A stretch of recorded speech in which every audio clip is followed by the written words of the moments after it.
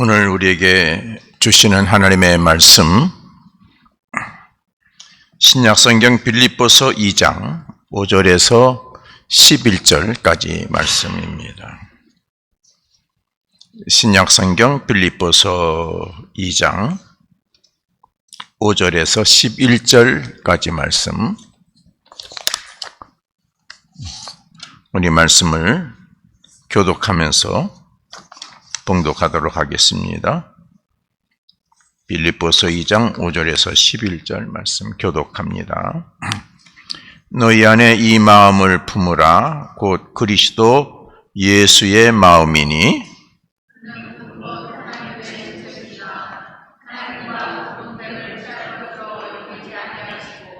오히려 자기를 비워 종의 형체를 가지사 사람들과 같이 되셨고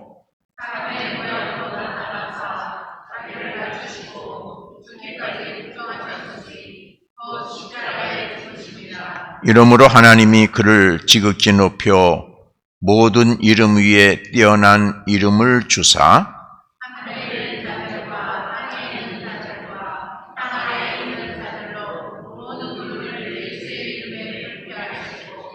같이 봉독합니다.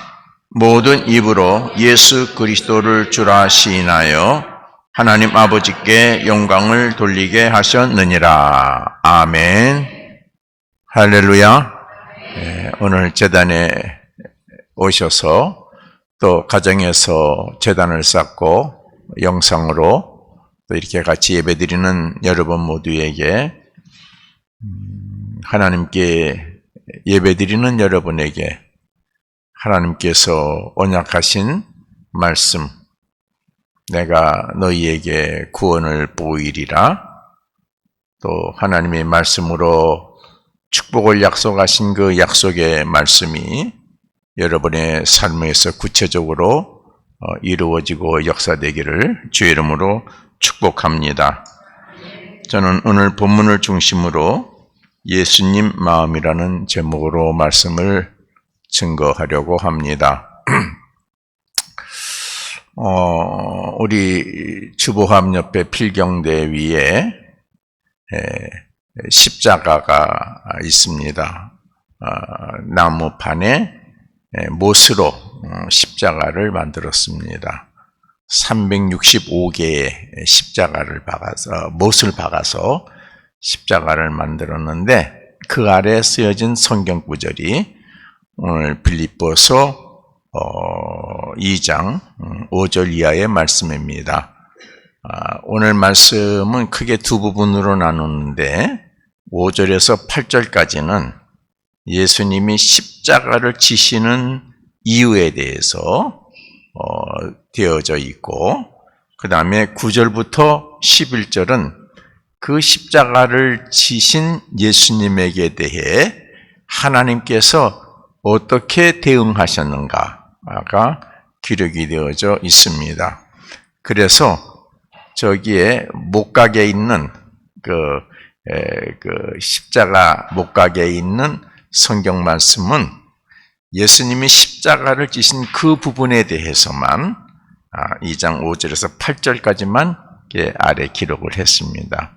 여러분들이 십자가를 보시고 그 성경 구절을 읽으시면서 하나님, 저도 그리스도인으로서 주님과 같이 십자가의 길을 걸을 수 있도록 도우소서, 그렇게 기도하시기를 바랍니다. 그러면 9절에서부터 11절에 있는 말씀, 예수님에게 하나님께서 십자가를 지시는 예수님에게 베푸신 하나님의 놀라운 은혜가 여러분에게도 동일하게 임할 줄로 믿습니다. 우리가 인생을 살면서 수많은 사람을 만납니다. 그래서 태어나서 부모를 만나고 자라서 이제 공동체 사회에 가서 친구를 만나고, 그리고 사랑하는 사람을 만나서 가정을 꾸미고, 사회에 나가서 생활하면서 직업을 가지면서 수많은 동료, 또 서로의 관계를 이익을 위해서 만나는 거래의 상대를 만나게 됩니다. 근데 만날 때에 참으로 중요한 것은 그 사람의 마음을 아는 것입니다. 그렇죠? 마음을. 다 우리가 껍데기를 가지고 살아요. 그래서 자기의 본 얼굴이 조금 이렇게 미우면은 막 덧칠을 하죠. 화장을 해가지고. 그래서 요새 화장술이 얼마나 좋은지 얼굴이 이렇게 각진 사람이 아주 예쁘게도 보이기도 하고, 그렇게 상황에 맞게끔 이렇게 얼굴을 만들어냅니다. 겉모습을 가지고 서로 사람을 만나는데 그것만 가지고는 하나가 될 수 없습니다. 상대의 마음을 알아야 합니다. 상대방의 마음을 알지 못해서 내 마음을 열지 못하는 경우가 많습니다. 서로 1시간 얘기해도 껍데기 얘기만 하지요. 그래서 가만히 앉아서 얘기하는 거 들어보면은 두 사람 얘기하는 거 가만히 들어보면 두 사람 얘기가 아니라 다른 사람 거 가지고 둘이서 열심히 얘기합니다. 자기 얘기 하나도 없어요. 나의 얘기 하나도 없어요. 다른 사람 가지고 뭐 얘기 한참 얘기하고 세상 얘기 한참 얘기하고 안녕하고 헤어지죠. 그리고 둘이 친구라고 그럽니다. 그 친구가 아니에요. 친구는 서로의 마음을 나누고 마음으로 하나가 되는 사람이 친구예요. 그래서 우리가 만나서 얘기할 때 자기 얘기 안 하고 남의 얘기만 하는 사람이 있어요. 자기 얘기는 절대 드러내지 아니해요. 그거 아주 나쁜 거예요. 우리가 만나서 나는 이렇게 생각합니다. 그래야 만남이 이루어지고 공동체가 형성이 되고 하나가 되는 역사가 이루어지는 것이죠. 상대방의 마음을 알지 못해서 서로 만나서 일을 하다 보면은 실망하게 되고 때로는 속았다가 그러고 그래서 싸우기도 하고 헤어지기도 합니다. 그래서 그런 얘기가 있죠. 10길 우물길은 알아도 한 길 사람 속은 모른다. 서로 사람이 속을 나누는 것이 진정한 만남이고 진정한 친구고 하나가 되는 길인 것입니다. 이처럼 진정한 만남은 마음과 마음이 만나는 것입니다. 둘이 만나가지고 손잡았다고 만나는 게 아니고 둘이 만나서 좋다고 끼어앉는 것이 만남이 아니라 껍데기 만남이죠. 그를 둘러싸고 있는 것으로 만나는 것이죠. 아름다운 거, 그 사람의 세상의 지위, 그 사람이 가지고 있는 여러 가지 그런 것들로 만나는 것이죠. 그건 언젠가는 헤어질 수 있어요. 깨질 수 있어요. 진정한 만남은 어떻게 해요? 마음과 마음이 만나는 것이죠. 서로 마음의 대화를 나누는 것. 그것이 만남의 출발이죠. 그러므로 진정한 만남을 위해서는 여러분 꼭 필요한 것이 뭐냐? 서로 마음을 나누는 거예요. 내 마음을 준비하고 내 마음을 얘기하는 거예요. 어떤 친구가 와서 결혼을 앞두고 그런 얘기를 했어요. 목사님 뭐 어쩌고 그래요. 정말 자네가 결혼하기 원하고 그 사람과 결혼하기 원하고 그리고 만나기를 원하면은 네 얘기를 해라. 나는 이렇게 살았고 이런 생각을 가지고 있고 난 이렇게 살고 싶고 난 뭘 좋아하고 난 뭘 싫어하고 네 얘기를 해라. 그럼 상대방도 자기 얘기를 할 것이다. 그래서 그게 서로 맞으면 만나는 거고 그게 서로 불편하면 빨리 헤어지는 거야. 그래서 또 다른 사람을 만나야지. 자기 얘기는 하나도 얘기하면서 만나게 해주세요. 아니야, 그러면 만날 수 없어. 네가 목회지를 가고 싶으면은 나는 이런 목회를 하고 싶습니다. 나는 이런 신앙관을 가지고 있습니다. 나는 이렇게 교회를 섬길 것입니다. 얘기를 해. 내 마음을 내 생각을 얘기를 해. 그래야 만남이 이루어지는 것이다. 그렇게 제가 얘기한 적도 있습니다. 중요한 것은 자기 얘기를 진정한 만남을 위해서는 나의 마음을 정리하고 있어야 돼요.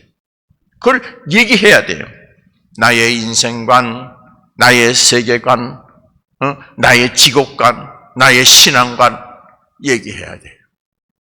그래서 내 마음, 서로의 마음이 좀 달라도 저런 생각을 가지고 있구나, 마음을 가지고 있구나, 나는 이런 마음을 가지고 있는데, 그래서 서로 협력해서 하나가 되는 줄로 믿습니다. 몇 년을 같이 살아도 그 사람이 어떤 신앙관을 가졌는지, 어떤 세계관을 가졌는지, 인생관을 가졌는지 말을 안 해요. 듣기만 하고. 그러면은 하나가 될 수 없어요.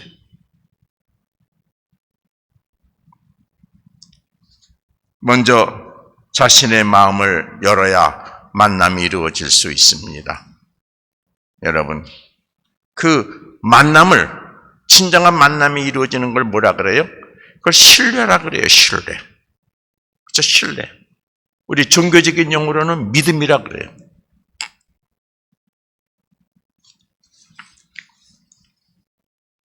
어떤 사람은 자신의 생각과 마음은 알려주지 아니하고 다른 사람의 생각과 마음을 끝까지 캐묻는 사람이 있습니다. 어떻게 생각해 뭐해? 그걸로 대화가 다 끝나요. 지내고 와보니까 내 얘기만 시큰하고 내 속만 다 털어놓고 자기는 아무 얘기도 안 했어. 찝찝해요. 만나는 게 두려워요. 서로가 서로의 마음을 내어놓고 생각을 내어놓고 꿈을 내어놓고 고통을 내어놓고 만날 때 그 만남이 온전한 만남이 이루어지는 것이지요. 그렇죠? 종교에서도 만남은 참으로 중요하지요. 종교에서 신앙은 신과 인간의 만남이죠. 그렇죠? 만남은 어떻게 이루어져요? 신이 자신을, 나는 이런 신이다, 자신을 얘기하죠. 그 신을 믿는 인간이 나는 이런 사람입니다 얘기를 해야 돼요. 그래야 만남이 이루어지는 거, 신앙의 세계가, 신앙이 열려지게 되는 줄로 믿습니다. 신 앞에 와서 자기에게는 하나도 안 하고 이것 도와주세요, 저것 도와주세요, 그거는 만남이 이루어지지 않아요. 진정한 신앙이 되지를 못하는 것이죠. 여러분, 참 신앙, 큰 신앙을 가지려면은 신의 마음을 알아야 돼요. 또 신이 여러분의 마음을 알아야 돼요. 말 안 해도 다 알고 계시는데 아니에요. 입을 열어서 얘기해야 되는 줄로 믿습니다. 입을 열어 구해야 되고, 입을 열어 시인해야 되고, 입을 열어 고백해야 되죠. 그럴 때 신과 여러분이 만남이 이루어지는 거예요. 신 안에 여러분이 거하고 신이 여러분 안에 거하게 되는 것이죠. 이게 신앙의 역사가 우리의 삶 속에서 이루어지는 것입니다. 깊은 신앙의 세계에 들어갈 수 있는 것입니다. 예수님의 마음, 오늘 제목이에요. 어떤 마음일까? 여러분 아세요? 여러분이 생각하는 예수님 마음 어떤 마음이세요? 다 생각했어요. 그 여러분이 생각하는 예수님의 마음의 수준으로 여러분의 신앙은 커가는 거예요. 아시겠습니까? 여러분, 예수님의 마음의 생각의 수준이 나 중심이면은 나 중심의 이기적인 신앙인이에요. 그러니까 예수님의 마음을 아는 수준만큼 우리의 신앙이 커가는 거예요. 그러니까 우리 기독교 신앙에서 예수님의 마음을 아는 건 참 중요해요. 그런데 제가 앞에서 그런 얘기했죠. 진정한 만남은 어떻게 해요? 자기 마음을 얘기하는 거라 그랬죠. 그렇죠? 그럼 예수님이 내 마음은 이렇다고 얘기하셨나요? 했어요, 안 했어요? 하셨어요. 마태복음 11장에 보면은 예수님께 그렇게 하셨죠. 나의 마음은, 자신의 마음을 얘기했어요. 여러분, 신앙은 예수님의 마음을 내가 듣고 내 마음을 예수님에게 드려서, 그래서 예수님의 마음 안에 내가 들어간 게 신앙이죠. 그러니까 우리의 신앙은 우리가 아는 예수님의 마음의 한계를 넘어서지를 못해요. 그러니까 큰 신앙을 가진 사람은 예수님과 깊은 대화를 하면서 예수님의 큰 마음을 받은 자, 그 사람이 큰 신앙인이 되는 것입니다. 예수님은 먼저 자신의 마음을 숨기지 않고 우리에게 알려주셨습니다. 여러분 다 잘 아시는 거예요. 마태복음 11장에 그런 말씀하셨죠. 수고하고 무거운 짐진 자들아 다 내게로 오라. 내가 너희를 쉴 수 있는 길을 알려주겠다. 그럼 뭐라고 말씀하셨어요? 나는 마음이 온유하고 겸손하다. 내 마음은 온유하고 겸손한 마음이야. 응? 그러니까 나의 멍에를 메고 내게 배우면은 그러면은 너의 마음이 힘을 얻을 수 있다. 나는 내 마음은 온유하고 겸손해. 욕심쟁이가 아니야. 이렇게 말씀하셨어요. 여러분, 온유는 뭐예요? 저는 이렇게 해석해요. 딴 데 가서 설교하고 제자 훈련시키러 가고 뭐 이렇게 갈 때 이 해석을, 온유를 이렇게 해석해요. 온유, 부드럽다. 아니, 그게 부드러운 게 온유가 아니에요. 예수님의 말씀의 온유는, 성경에서도 마태복음에 온유한 자는 복이 있나니 그랬잖아요. 온유는 뭐냐 그러면은 하나님 앞에서 사는 원칙이에요. 하나님 기준으로 사는 원칙이 온유예요. 그래서 어떻게 해요? 허허 웃는 거예요. 받아들이는 거예요.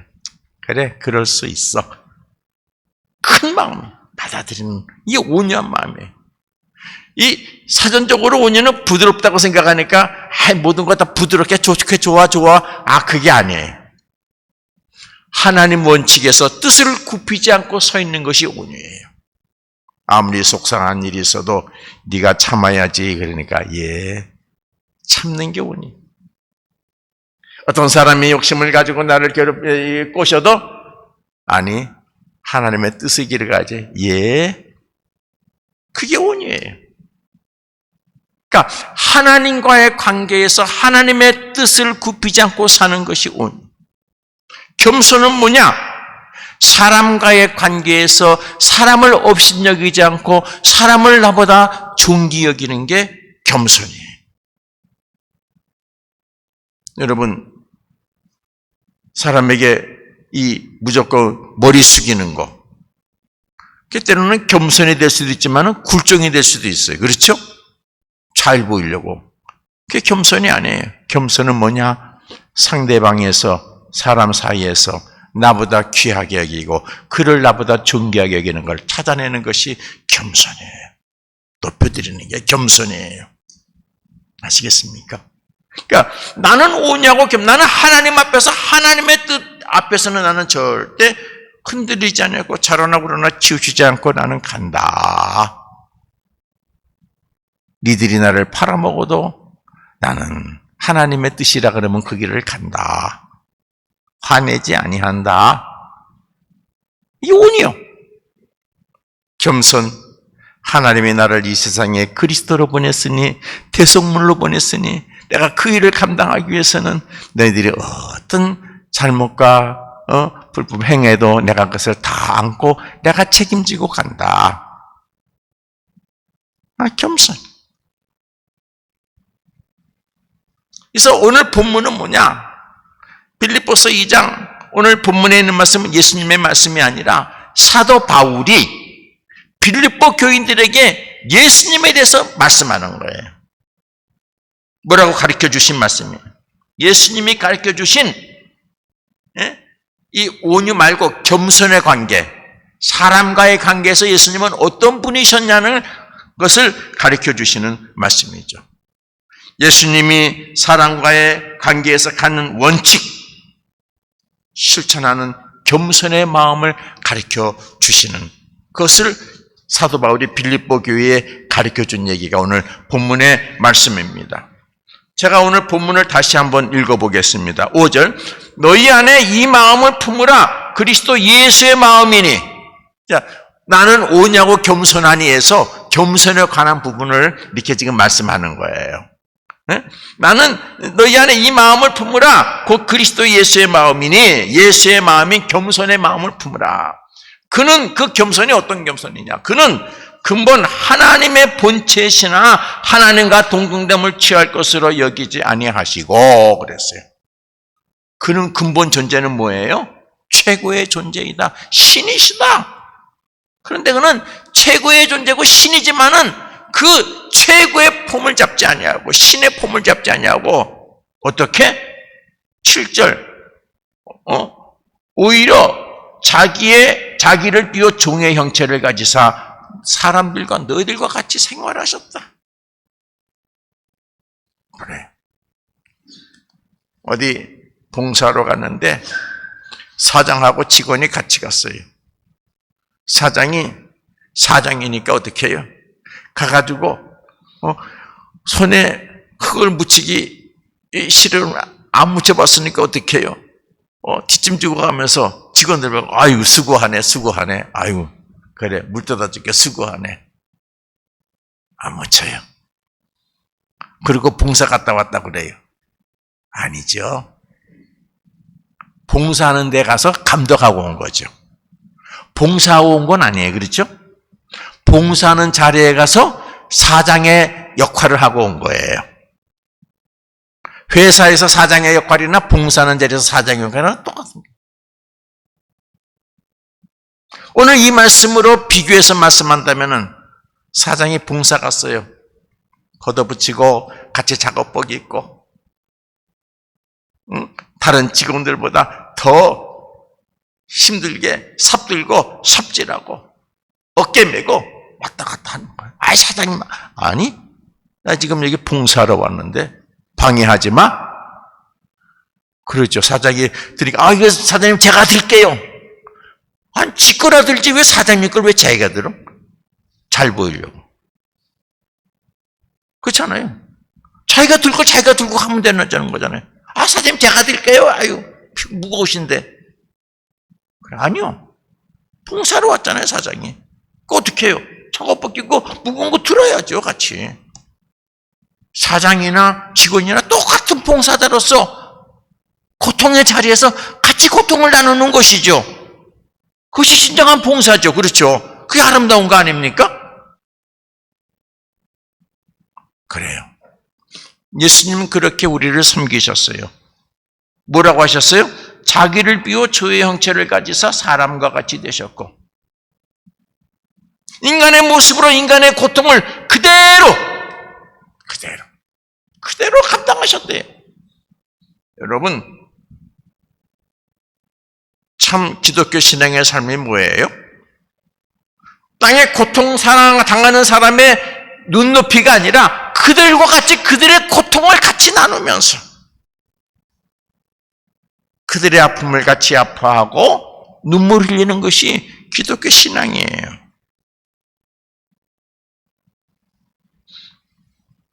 그런 의미에서 교회 목회는 가장 낮은 자 눈높이에서 목회해야 생명력이 있습니다. 제가 우리 전도사님하고 늘 가끔 얘기하는 것이 있어요.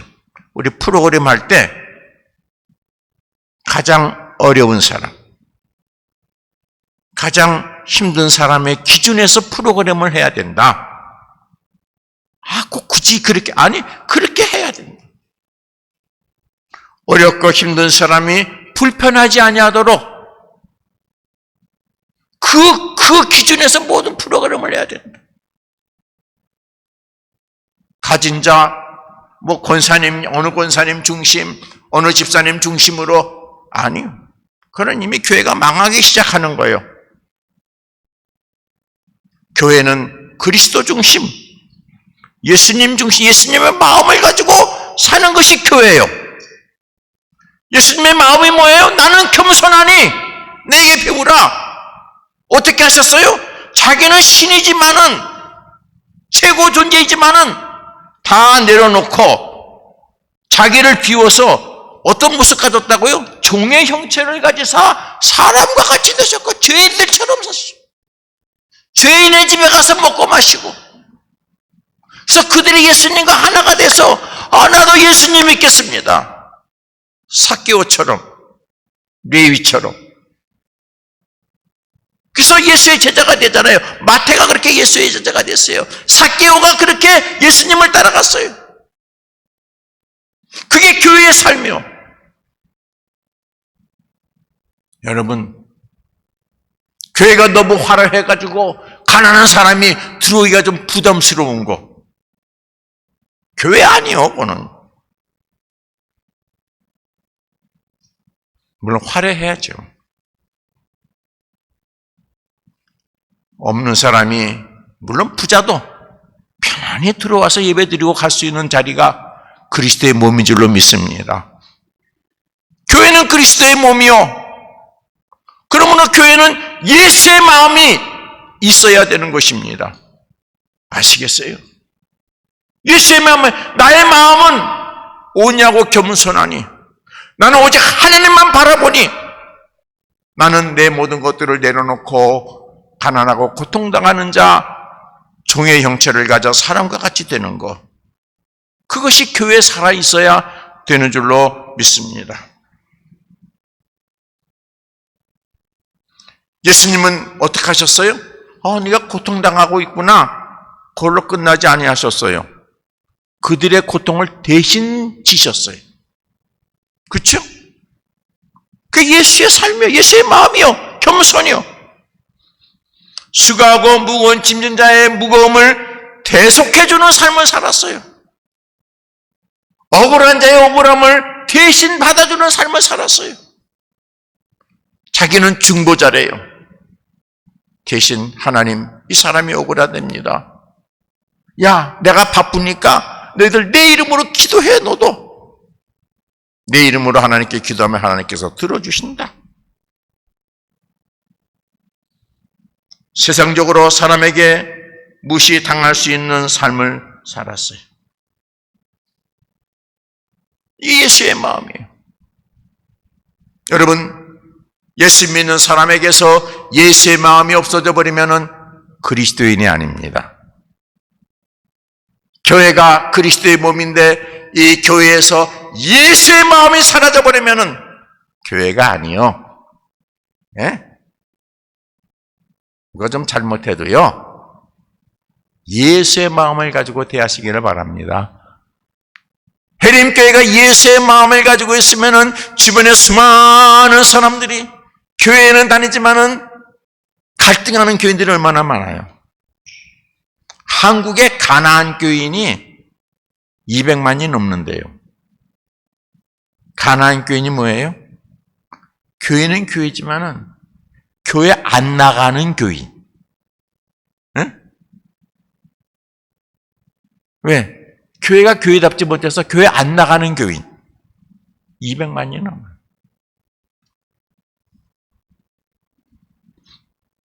갈 데가 없어요. 교인들이 교회다운 교회가 없어서, 예수의 마음을 가지고 있는 교회가 없어서 교인들이 갈 데가 없어요. 해림교회가 예수님의 마음을 품은 교회가 되면 여러분, 수많은 사람들이 이곳에 와서 주님 만나고 예수님처럼 그리스도인의 삶을 사는 용기를 가지고 세상에 나가서 빛이 되고 소금이 되어질 줄로 믿습니다. 시간이 있을 나갈 때마다 못으로 바뀌어진 십자가 보시고 거기에 적혀진 너희 이 마음을 품으라 하는 이 8절까지 기록된 말씀을 읽으시면서 여러분, 예수의 마음을 갖고 예수님처럼 사는 그런 결단이 여러분에게 있기를 바랍니다. 그러자 9절부터는 뭐예요? 그러한 예수님의 마음과 삶을 보시고 하나님이 그 겸손의 삶을 지켜보시고 귀하게 여기시고 하나님의 것으로 보상해 주신다고 하는 말씀이 9절에서 10절의 말씀이죠. 세 가지죠. 하나님이 너는 스스로 낮아지지만은 내가 너를 높여주겠다. 너는 고통당하는 사람들 앞에서 너는 그렇게 높은 존재지만은 무릎 꿇고 그들과 눈높이 맞춰주지만은 내가 너를 다른 사람이 너 앞에 무릎 꿇게 만들어주겠다. 그래서 다른 사람들이 너를 그리스도를 신하고 하나님께 영광을 돌리게 하겠다는 말씀이죠. 9절 보세요. 이러므로 하나님이 그를 예수를 지극히 높여 모든 이름 위에 뛰어난 이름을 주사 영화로운 존재. 영화로운. 요새 가끔 유튜브 보면 그런 얘기 나오더라고요. 어느 큰 회사의 회장인데 그가 공부할 때 그다음에 뭐 할 때 그 동료를 도운 얘기가 나오더라고요. 그리고 자기 회사를 돕는 사람을 위해서 어떻게 해요? 베푸는 얘기가 나오더라고요. 그러니까 그 사람의 이름이 뭐 큰 회사의 회장이라고 이름이 아름다운 것이 아니라 그런 선한 일을 보면서 그 이름이 아주 멋있어지더라고요. 하나님께서 그리스도의 마음을 품은 자에게 그 이름을 높여주게, 모든 이름 위에 뛰어나게 해주시겠다. 10절. 하늘에 있는 자들과 땅에 있는 자들과 땅 아래에 있는 자들로 모든 이름을 겸손한 마음을 가진 예수의 이름 앞에 꿇게 하시고. 그래요. 여러분, 예수의 마음을 가지고 사시기 바랍니다. 세상 사람들이 여러분 앞에 무릎 꿇어요. 가진 자도 없는 자도. 그렇죠. 서로 긴장하고 살지만은, 빼앗아 먹기 위해 살지만은, 예수의 마음, 예수 마음 품고 사는 온유와 겸손의 마음, 오늘은 겸손 중심이지만은 겸손의 마음을 가지고 예수처럼 살면은 모든 사람들이 여러분 앞에 무릎 꿇게 될 줄로 믿습니다. 아, 왜 저 사람 나한테 왜 인사도 안 해? 저 사람 왜 나한테 고개가 뻣뻣해? 네? 여러분이 예수의 마음을 가지고 있으면은 모든 사람이 여러분 앞에 무릎 꿇고 여러분을 높이게 될 줄로 믿습니다. 내가 겸손하지 못해서 그래요. 내가 교만해서 그래요. 내 중심으로 살아서 그래요. 여러분 생각해 보세요. 여러분이 여러분 중심으로 사는데 세상에 어떤 사람이 자기 열심히 돈 벌어가지고 지 밥 먹어가면서 여러분을 높여주겠어요? 세상에 그런 일은 없어요. 제가 그런 얘기예요. 장사하는 사람들한테. 세상의 모든 사람들이 당신 돈 벌게 하기 위해서 차 타고 와가지고 당신 물건 사가지고 가는 그런 사람 없다고 세상에. 혹시 부모나 그럴 줄 몰라도. 형제도 당신보다 물건 더 좋은데 더 싼 데 가서 물건 사. 네? 내 자존심 구겨가면서 당신 높여주려고 당신 앞에 고개 숙이고 당신 높여주고 당신 장사 잘 되라고 차 타고 와가지고 주차비 내가면서 당신 물건 사주는 사람 없어. 당신 물건이 좋아야, 당신이 진실해야, 당신의 것이 중요해요. 당신이 겸손해야 낮아지니까 당신 낮아지면 안 돼. 당신이 왜 낮아져? 그렇게 당신을 높여주는 거예요. 여러분, 예수의 마음 가지시면 땅의 모든 사람들이 여러분을 높여줍니다. 아니, 하나님이 여러분을 높여주게 만듭니다. 여러분의 사업장이 복되고 형통하게 만들어주십니다. 11절 모든 입으로 예수 그리스도를 주라 시인하여 하나님 아버지께 영광을 돌리게 하셨느니라.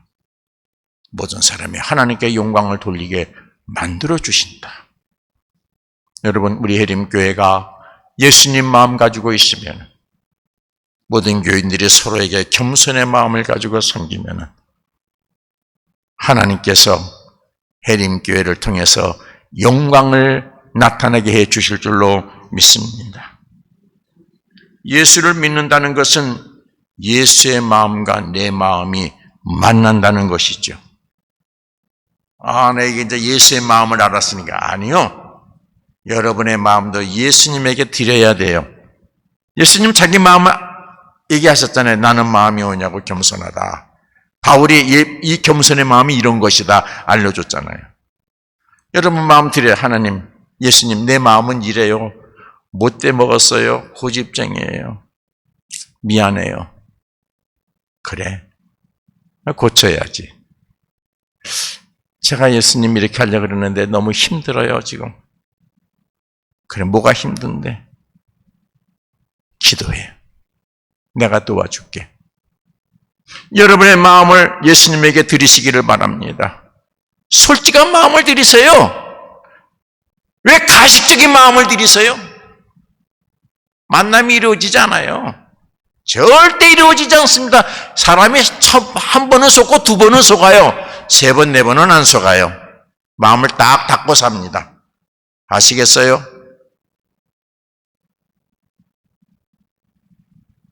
여러분, 예수의 마음을 아셨다면 여러분의 마음을 예수님에게 드리고 예수님 말씀처럼 내 마음은 오냐고 겸손하니 내게 배우라 하셨으니 여러분 예수님에게서 온유와 겸손을 배우셔서 여러분의 마음도 예수님 마음과 같이 닮아가기를 바랍니다. 이게 신앙인이요. 이게 그리스도인이요. 그럴 때 하나님께서는 여러분이 겸손의 마음을 스스로 낮아지고 바보처럼 사는 것 같지만은 하나님이 높여주세요. 하나님이 높여주세요. 땅의 사람들이 여러분 앞에 무릎 꿇게 만드셔요.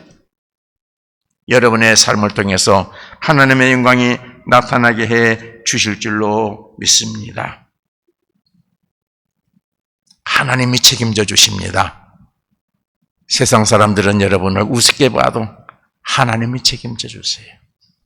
예, 그 은혜가 우리 교회와 여러분에게 임하기를 바랍니다. 기도하겠습니다. 나는 마음이 오냐고 겸손하니 내게서 배우라. 그러면 너희가 쉼을 얻으리라 말씀하셨습니다.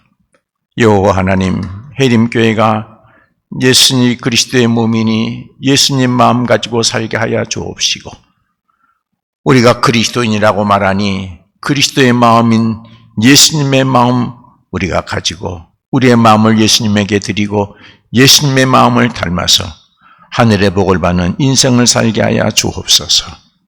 예수 그리스도의 이름으로 기도 올리옵나이다. 아멘.